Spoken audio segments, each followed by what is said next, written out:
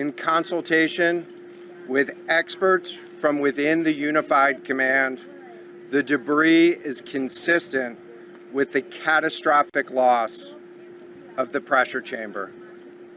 Upon this determination, we immediately notified the families.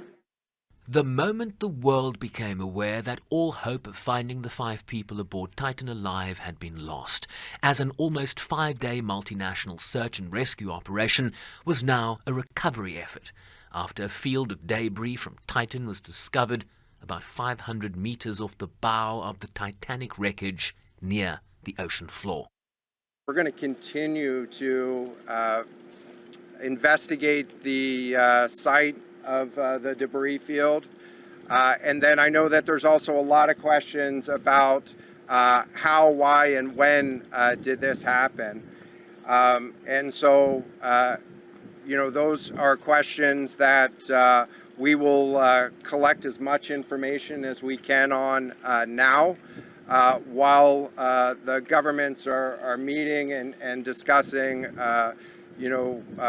what an investigation of this nature of a casualty might look like. The 5 passengers on board included UK billionaire Hamish Harding, Pakistani-born businessman Shahzada Dawood and his son Suleiman, French explorer Paul-Henri Nagoulet, and the CEO of Titan's operating company Stockton Rush, as questions abound about OceanGate safety standards given their late CEO's innovative approach, including the experimental use of carbon fiber to construct Titan's hull. OceanGate shouldn't have been doing what it was doing. I think that's pretty clear.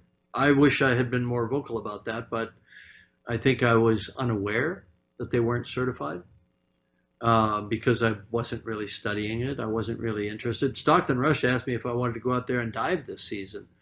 I wasn't interested. But OceanGate's co-founder gave a spirited defense of the company's commitment to safety. Stockton was one of the most astute risk managers I'd ever met.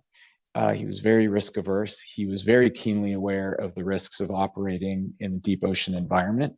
And he was very committed to safety. I believe that every innovation that he took, whether it was engineering or operations or even personnel-wise for us, was, at least in the early going and then after I left the company, was geared toward 2 goals. One is expanding humanity's ability to explore the deep oceans, and secondly, to do it as safely as possible. James Cameron also criticized the expansive search effort that only grew as the days ticked by. Search, 4 days of search. They're searching everywhere. They were running around with their hair on fire. The sub was right where it was. It was literally on the seafloor below its last known position, which is the first place you look in a search, is the last known position. You don't go running around all over the landscape with planes and trains and automobiles searching, right? It was right where it was when it imploded, and I knew that's where they were going to find it. Events that will spark a multitude of legal considerations once an investigation is complete. Legal experts argue that despite passengers signing waivers, OceanGate could still be held liable if evidence suggested any negligence in maintenance, crew training, or failure to implement safety precautions. Liability that will be heavily dependent on the evidence gathered in an investigation that largely finds itself at the bottom of the ocean floor. Shervin Briceby's SABC News, New York.